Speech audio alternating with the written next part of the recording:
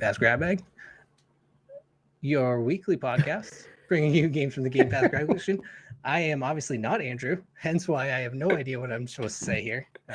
Although I guess I kind of sound like Andrew, but he's on vacation this week, so Aaron and I are here, and we're doing a Sidequest episode, talking just some Xbox news, gaming news, other fun stuff, bringing you content. So Aaron's here with me as always. I love that you've been on this podcast for how many years, and you do not know the dang intro at this point. Now, don't get me wrong, I don't know it either, but you've been here since the beginning. True, but you have to understand that I don't pay attention until I hear my name. I'm usually on my phone. I'm usually preparing something else, not doing anything. And I hear my name, and it's like, oh, hey, I am here. I'm like a 90s sitcom. Like, hey, yeah. I mean, I get it. Andrew, it's like clearly second nature. He can like recite that thing with his eyes closed. I just kind of expected a little more from you, Keith. That was a big fun. You don't even know where to find the music. And this is the first time I've ever done this in my defense. Wow. The only other time I hosted an episode was Andrew was still here. So this is actually our first Andrew-free episode. Wow, this is wild. It's only sorry to let everyone 6 years down. to kick him off. Jeez, really sorry to let everyone down today. Yeah, so sorry to let everyone down. Andrew is not here. He's on vacation, visiting family. He's with us in spirit. He's not visiting Aaron, not that family he cares about. So, yeah. So you just got us tonight. So, yeah, we're talking news. Yeah, we're not reviewing a game, just to be clear.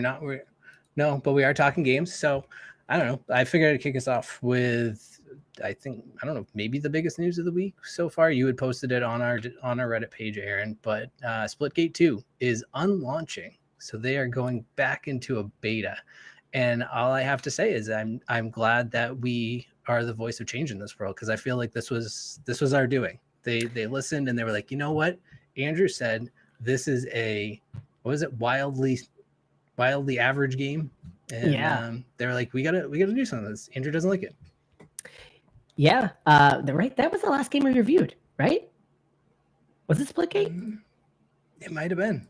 Wow.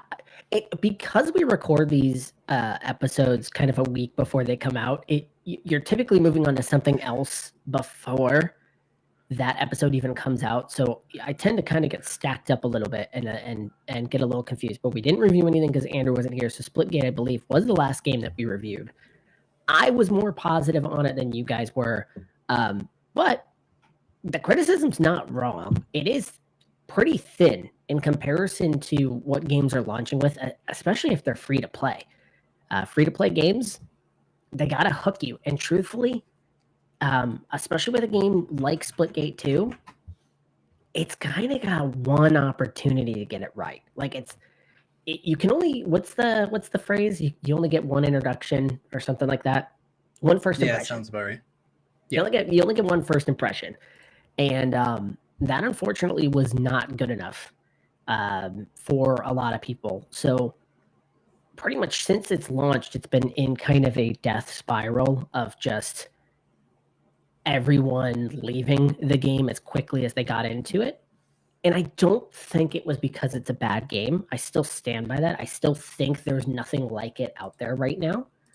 So I still stand by that. There's nothing like Splitgate right now that you can go play. I guess maybe the closest that is, I mean, if you stay actively being worked on, is Halo as just like an arena shooter multiplayer game. So it will stay active. I believe it's still on Game Pass.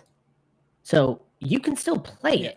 It's just going to be considered in beta. I don't know what this changes, though. What does that change? See, that was kind of my thought, right? To me, in a way, like, I think it's interesting because I think it's almost more of a publicity stunt, is I guess what I kind of feel like it is. Like, sure, they'll roll the version numbers back. It'll probably go, 0.90 or something. They'll whatever. But anybody who's worked in software knows that number is meaningless. It is nothing more than a way to identify something. So, like, ignore whatever the version number actually says. They'll roll that back. They'll call it a beta. And it does two things. It basically gives them a free rein to be like, oh, if this sucks a little bit, sorry, just a beta. So in a way, it's kind of lazy. But it, I don't know. I think it's the public admission, and I think especially because we talked about this on the Splitgate episode, was the arrogance that he walked out on the stage, and that was what just drove everybody off immediately. They hated the fact that he was so big on, we're changing games, we're going to make first person shooters great, and then they come out with this, and it's like, well, it's fine, but you didn't do anything to reinvent or make first person shooters great again, something that already wasn't not great. We have a lot of great first person shooters out there right now. So I thought that, it is a weird statement. So I think it's just a little bit of him showing humility. So it's like a publicity thing more than anything. Yeah, I think that's probably a pretty decent call, where this is them just, nothing's going to change. You can literally download the game right now. You can jump in and play it as is. In fact, today, I believe they launched a patch that updated a bunch of stuff for, I want to say it was for the weapon camo challenges, which was just one of their most recent updates, was adding that in there. So they added more to it. So it was kind of odd that, the day before, hey, we're going back into beta, and then boom, here's an update for it. Obviously not a large scale update. But why this stuff always becomes so murky to me anyway, it's just in the current state of video games, especially when it comes to free-to-play games, usually they launch a beta, it's open, so anybody can get into it, and you just play it until one day they just tell you it launched. Nothing's changed. You've been playing it, and all of a sudden you're like, oh, I guess this is the launch of the game. But you're right. I believe that this is probably way more of a sign of humility and just saying, yeah, there's not enough here. This is not refined enough. They've been spending all this time kind of squashing bugs. Anytime they've gotten out and have done kind of like a roundtable talk about it, they basically said everything's on hold until they can get the game into a stable state. So maybe it was just a realization that, hey, this death spiral is not going to get better. The question is, you relaunching it, is that going to work? It's so far, I can only think of one example where this has happened, and that was recently with the Warner Brothers Multiverses game. Do you remember that? Vaguely. You could play as Bugs Bunny, Batman, Scooby-Doo, and it was a Super Smash Brothers style game, free to play. It was wildly popular in beta, canceled, and then I want to say it was 2 or 3 years later relaunched, died after 6 months. So, that's really the only recent example I could think of where this has happened. I hope it doesn't happen with this again. I like this game. I'd like it to stick around. It's a really fun chill out game for me, but you only get one first impression. So who knows who's coming back to this? Yeah, I think that's going to be the biggest thing is if it comes back, it's going to have to come back and hit. Because if it doesn't hit day one, if there's server issues, if it's basically the same content, if it's just anything close to what we had today, it's an immediate fail. There's no way that anybody will stick around for more than that. But I was going to say too, I wonder, like you said, it's funny that there was this, we're relaunching to beta and then an update the next day.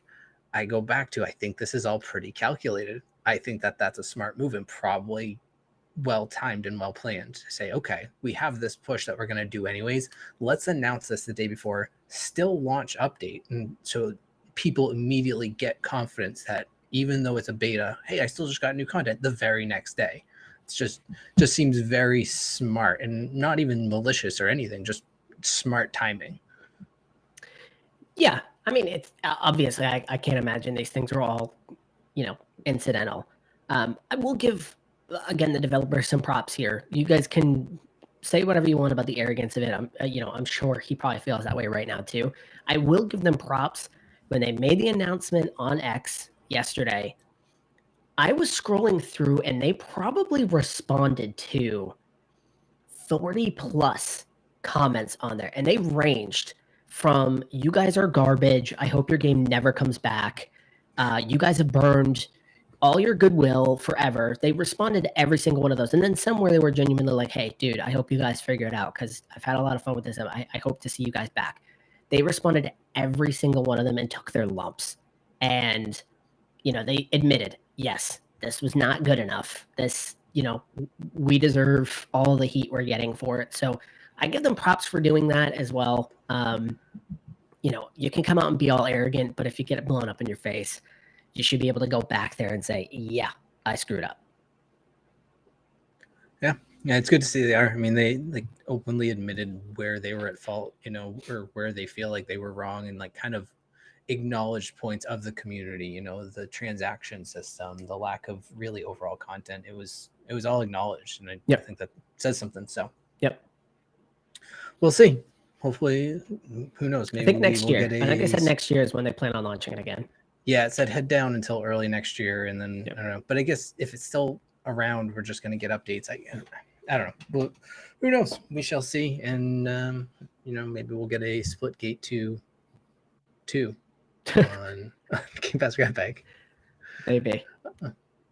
But yeah, other news I come across. I was looking, and sounds like that Outer Worlds is now announced that they'll be dropping the prices on their game.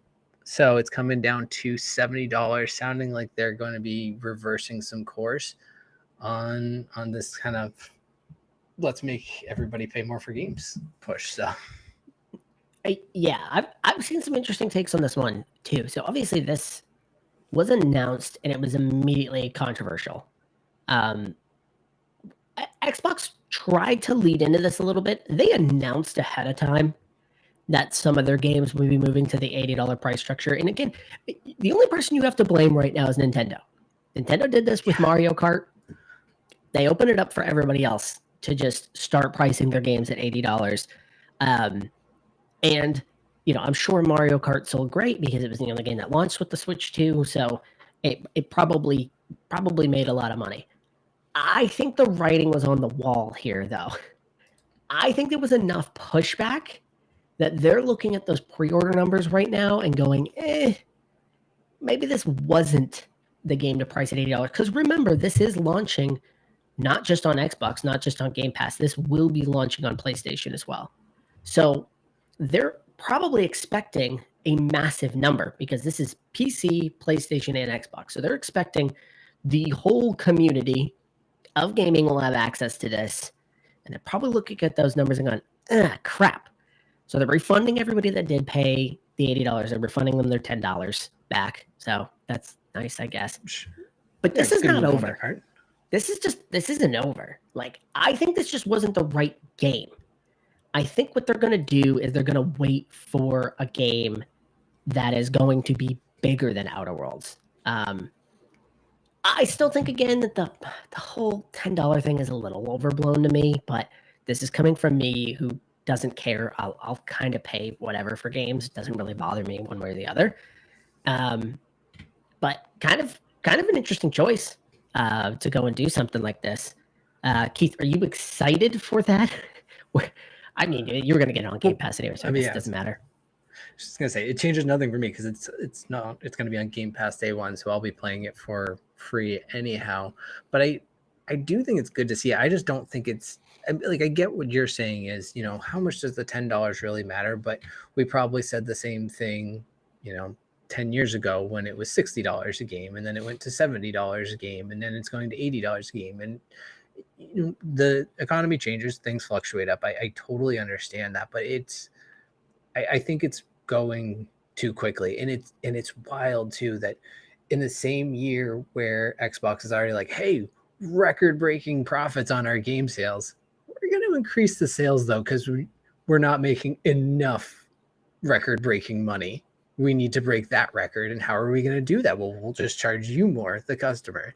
So I think it's a bad look on their part because, on the counterpoint, and I know it's a separate, but when you look at the way Nintendo runs things, and if they had money troubles, there's stories about how the CEO he's cut his pay to not have to lay people off.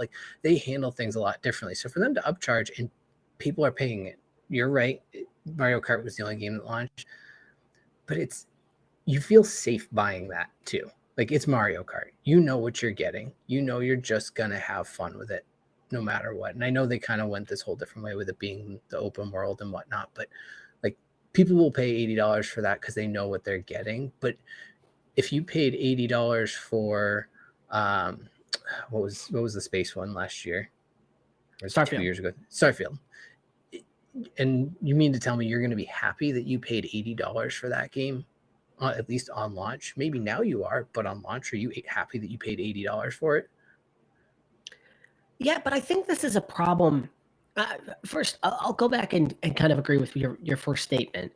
The speed at which game increases, like price increases, are happening is a lot faster. I feel like we just started paying $70 for games. I feel like it was 60, and then all of a sudden it was just 70, and now we're suddenly talking 80, and it was like, all right. I will say the jump there is happening pretty quickly. I also find it funny that games are basically in one of two categories. Either you are free or you're $70. Like that's kind of it. Like there's very little middle ground. Like there's obviously some, but there just seems to be kind of these two categories in which people are excited for their games. So, but then here's the question. Is the question just Microsoft's the wrong person to put an $80 game? Because you're saying Nintendo's fine because you know what you're getting. Let's say Grand Theft Auto comes out next year. We don't know the price for that yet. Well, let's just say people will pay $150 for that game. People pay $150 for that game. And so is it just, Microsoft's just not allowed to do it? Is there a game in the Microsoft catalog that is worth that? Allowed to? No. But who do I trust to do it? Do I trust Rockstar more than I trust Microsoft? Yes. That's I don't even have to think about that. There's zero consideration given to that question. It is yes, I trust Rockstar more than Microsoft. Okay, so but what's crazy to me though is people say I trust Microsoft for Outer Worlds 2 for $70, but definitely not 80. And that's where I don't trust them for any dollars more than my Game Pass does. Okay. See, now that gets a little bit more interesting, but that's not where the fight is. The fight is over this $10 difference. And I'm not saying Microsoft is in the right here because your overall theme of this is 100% true, which is their game services grew. They're not selling hardware. They're not selling consoles. They're selling Game Pass and they're selling games. Those things have been successful for them. So you're not wrong. Your overall premise is, okay, what's the justification for it? And there really isn't a justification for it. It's just we want more money. We've got shareholders, but I just think again the discussion here about the minute details of this to me are really silly. Just because we know that the $80 game exists, we know that more $80 games are going to be coming, and this Microsoft will try this again. They're going to. I think they're going to wait for some other $80 games to come out. This is what I think will happen because so far it's been Mario and then this. I think they'll wait for a few more, and then they come out and do it, and it's just like, dude, this is the standard now. This is the standard. We've always been doing this. What do you mean? Yeah. $80 is just the price tag.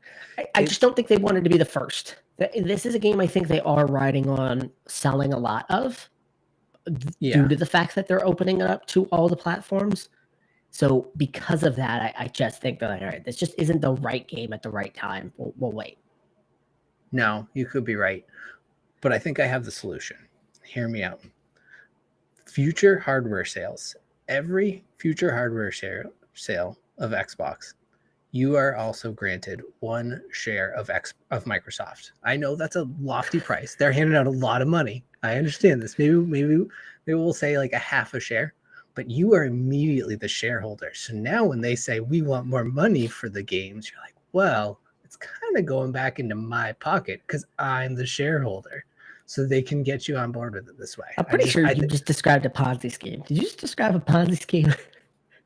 The initial investment is buying the console, and then your return is robbing you. Unlikely. I think I think it all works out. But it's not a bad idea, though. I think it could work. I think it could work. But you did mention that Outer Worlds 2 is going to be cross-platform. So I think it's a good time to bring this up, which first of all, I was going to be just that if you haven't joined our Discord yet, if you haven't subscribed wherever you are, I'm going to throw this in here accidentally because incidentally, you're probably actually listening right now, unlike the beginning or the end of the episode. So go join our stuff, like us, subscribe wherever you are, and thanks for being here.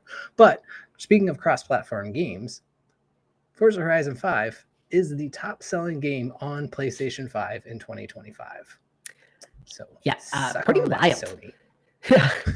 Pretty wild. I saw it was like their store, and it was like the top 3 games in their store were all Xbox games because it was Indiana Jones. Yep. I think they were all pre-orders at the time, but it was Indiana Jones, it was Forza, and I think it was Minecraft. There's I think actually one more too, because I was just recently watching a video where someone had the whole list pulled up, and it was like of the top 20, like some were at least like previously cross-platform, like Minecraft or something. But like, yeah, it's wild. I mean, it just goes to show. I mean, obviously those are good Xbox games, so I'm not like taking shots at that. But this is more of an indictment on Sony. Sony's had a bad year. Sony's had a bad generation. I know they sold a lot of consoles, but as far as it goes for what were the big games of this generation, it's a whole lot of remakes and remasters. Whole lot of them. Maybe outside of a God of War game in there, it's been really, really quiet on the PlayStation front. So it goes to show Microsoft probably made the right choice and just saying, let's open this up.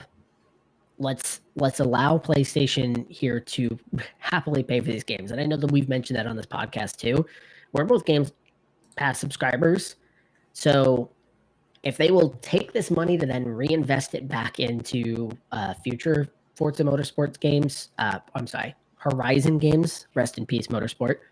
I know Andrew's in the chat here mentioning that Motorsport is axed. So, but Horizon, I'm happy. Go ahead and sell those games, make more of them. Yeah, I mean, well, Forza Motorsport was, I never got wildly into them by any means. Like, while they were incredible games, I think they knew they weren't going to go into Sony and compete up against Gran Turismo. Assuming they're still making Gran Turismo games, right? They've made one recently. I don't know if they're still making them. And this was kind of my point when I axed Motorsport. I think it's a niche. Then yeah, at that point, then they should actually be able to get into it. I don't think there's many people out there buying them. There's just not. I just don't think that's a game that sells. It's like they need to go back to Gran Turismo 2, like a good balance of sim and arcade. They're just a little bit too sim heavy now, but I think though it's very telling, and I think it says something for Microsoft to walk into Sony, who is known for Gran Turismo, at least historically, and just take the top spot on their games to begin with, and then do it as a car game on top of that. I think it's pretty funny to me. Yeah. I mean, don't feel bad for Sony. Sony's going to take a cut out of this deal anyway. Oh, so as long as they're buying on that platform, they're still going to take a cut. Obviously, Microsoft's going to take a bigger cut of that, but yeah, everybody kind of wins when it plays like this. So no, and I think, and that's a good point too, because like Andrew just asked, like, how will Helldivers do on Xbox? I wouldn't be even a little bit surprised if it was in the top 5 or higher, at least within the first like month or so of coming out. That one will be a little interesting because there is a reputation that Xbox users are all Game Pass subscribers, so they don't buy games anymore. So that will be really telling. If that game actually does sell and does really well on the Xbox platform, it'll be really telling. I know I'm excited to get it. That game looks like it's way up my alley, so I'm excited to play it. And that's $49.99, right? If I recall. Something like that. I know it's not a full $60 price game. I don't know if it's 40 or if it's 50. I can't recall. Let's see if I could pull up the price real quick. I also said that I didn't really care much about game prices, so I was gonna buy it. No, this is true. Pre-order is actually $39.99. So that's not a bad price. $40. Like, and I think that's, we don't need to go back fully onto the whole price description to conversation, but I think saying something that you can put out a really good game that's maybe it's not AAA and that's part of it, but like at $40 you can just make a killing and it can work. But yeah, so yeah, you'll be excited about this one though, Aaron, and I'm sure you already know. But Battlefield's getting a trailer tomorrow. We Yep. are here on July 23rd, so that'll be July 24th. You're probably listening to this well after it comes out. But ahead of that, people have dug into, I don't know, APIs or something, I guess, and as people do, and they are claiming October 10th will be the release date for it. So I'm guessing that historically that probably is about right in terms of time.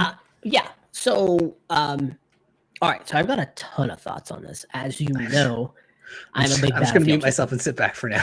I'm a big Battlefield fan, so I have a lot of thoughts on this. It is officially Battlefield 6. That isn't surprising. Everybody expected it to be called Battlefield 6. Okay.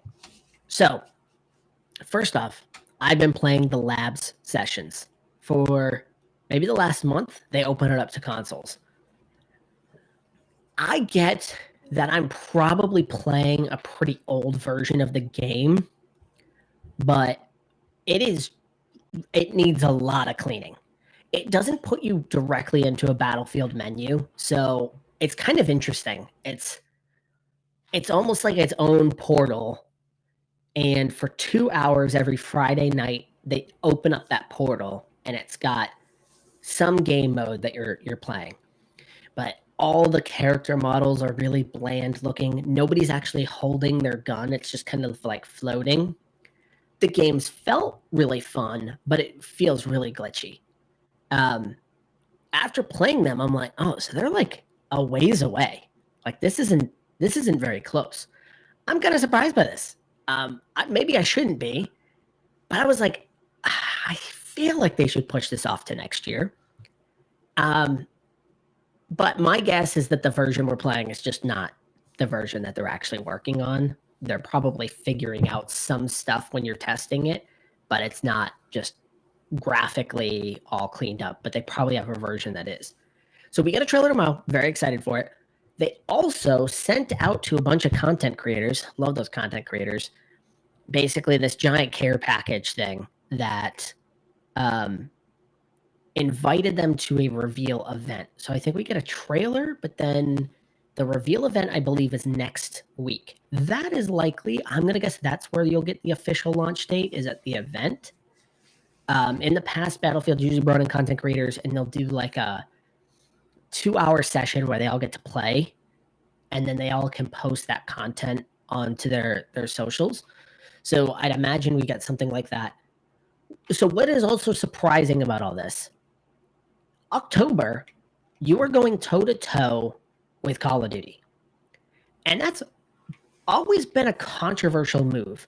You want to get into the holiday season, so coming around October, November isn't a bad move. That's typically what they want. They want to get that fall season. So maybe their thinking was, we don't want to wait a whole nother year for this.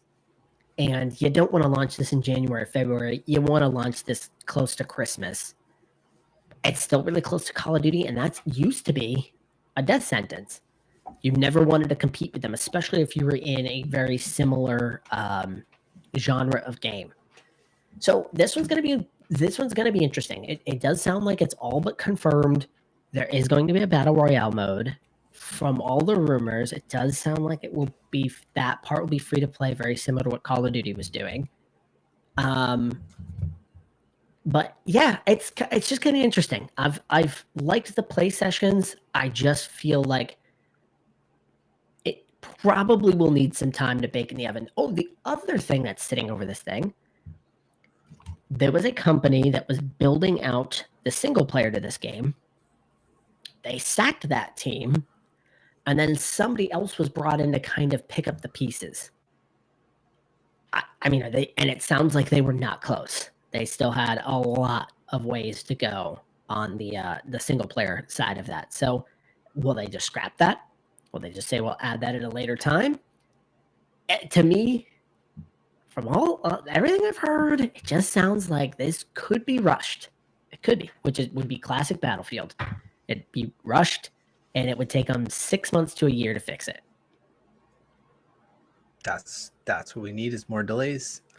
So No, give me delays. Give me delays. Just make sure give it's me right. delays and give me a good game. They're gonna go charge. What's gonna happen is they're gonna show this trailer. They might open up the pre-orders for this thing. Would I be shocked if it was $80? No, not really. But they're gonna open the pre-orders for this thing, and I will say it and say it again. Do not pre-order games. The only time I've gone against that is I would pre-order something like Helldivers because it already exists, so you already know what the game is. Nobody has seen Battlefield. Nobody will have seen Battlefield until it launches. Do not pre-order the game. Don't do that. I love this series, and I will at some point buy this. The point is, I'm not going to buy it day one if the thing is a jumbled mess. I will wait the 6 months to a year. It'll be cheaper, and it'll be fixed. I'll happily go wait. But yeah, so we're gonna find out soon. But I am excited. I still like Battlefield, so I know at some point I'm gonna enjoy this game. I just don't know if it'll be day one or if it'll be much later. That just reminded me. I saw this post today from, I think it was on X, I believe. Someone from like 5 years ago was talking about how they use GameStop as their banking by just continuously buying pre-orders, and whenever they need cash, they just go return the pre-orders, and because they just can't be bothered to go to an actual bank, and they work in a mall, so they're already close to the GameStop, so that's just what they do. I can't imagine this was actually a real person doing this, but I posted it in our Discord. It cracked me up. I was laughing at it. Sounds insane. That is insane behavior right there. Yeah, because GameStop had reposted it with just the comment. It's just, please don't do this. Because it's probably a headache for them, but honestly, it's got to be a headache for all parties. I mean, just you walk in with a stack of 35 free. It's like, I need $20. I'll give you Battlefield. I'll give Mario Kart. Oh gosh, that sounds awful. Just wild behavior. But speaking of delays, Andrew actually mentioned this ahead of us starting to record. But it came out today again, the year of our Xbox, July 23rd, 2025. It sounds like Fable is getting rumors for some more delays again. So I mean, they didn't show it. Not surprising. At what point do we hear that they get the next axe? Like, will they? Because you would have thought they wouldn't have done it to Perfect Dark, right? Like it's kind of a staple.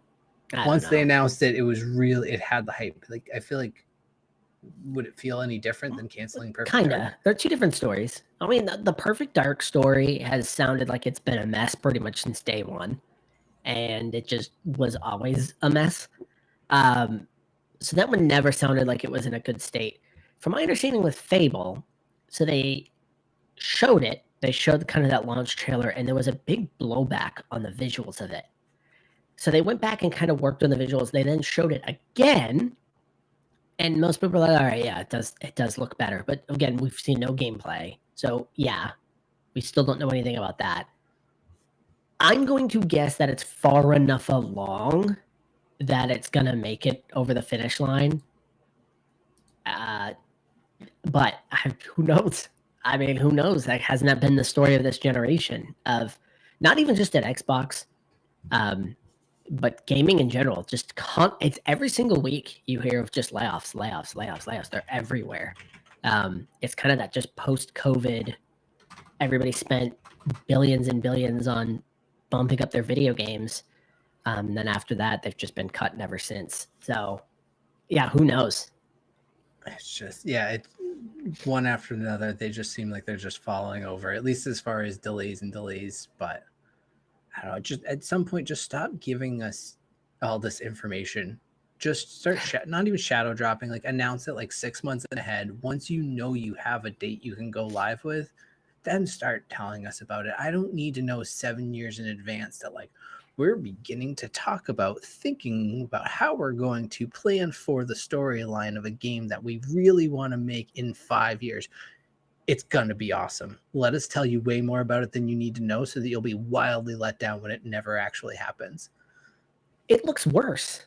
Like it looks worse that you've had, and this has existed in video games for a long time, but I think in the state that Microsoft is in right now, it doesn't look good to be announcing so many games and then canceling those games. It just doesn't. And I'm kind of with you. like, I don't know. If you're a year out, show me the game. Other than that, I don't want to know. I don't want to know that this game's there. Go work on it in secret. When it's about a year out from launch, then go ahead and show it. Yeah, and again, this is a shareholder thing. The game announces our shareholder thing. This is the thing I get to go back to the shareholders and say, we announced, 50 games at our Xbox showcase. And, there's so many new and exciting things that are going to be there. That's all it is. It's just to drum up excitement that things are being worked on. But gosh, I just don't think this makes them look great. That they gobbled up all these studios. They've showed off a ton of games. And now they've slowly just started cutting back on them. Yeah, I don't know. You're 100% right. Unfortunately, they need to do it for the shareholders, and they've got to get their money. But it's just it sucks as the consumers, like the people who it actually impacts the most are the people who are playing the games, and the shareholders will never even know because they get the double benefit because they get the bump in the share price when they announce it, and then when it gets cut and they're like, oh, they just saved all this money. Yep. Share price is up for everybody, so they always win. That's why give me a free share and at least put some money back in my pocket, Microsoft. That's a genius Ponzi scheme. I love it. It's brilliant. There's no way that it could possibly fail. So we're gonna do that. But yeah, I mean, that was about all I had for any big news. I did want to bring this up though, because I think it's been almost 7 whole days since we've spoken about Clair Obscur. So I wanted to make sure that I highlighted this this story from this week. We got to pump the ratings. This is how you do it. Now we can put it in the hashtag. People are going to tune in. They're going to listen. They need to hear it. Charlie Cox, one of the main voice actors in the game, hasn't played a game since Mario 64, he claims. So he does want to play Clair Obscur. Who wouldn't want to play it? You should. If you're not playing it right now, go play it. But if the last game you played was Mario 64, would you recommend Clair Obscur to that person? No, not at all. Not even a little bit. I feel like Clair Obscur is perfect for people that have been playing video games for a really long time, because it kind of captures so many elements there. The imagination, the story writing, the visuals, all of that stuff feeds into real gamers.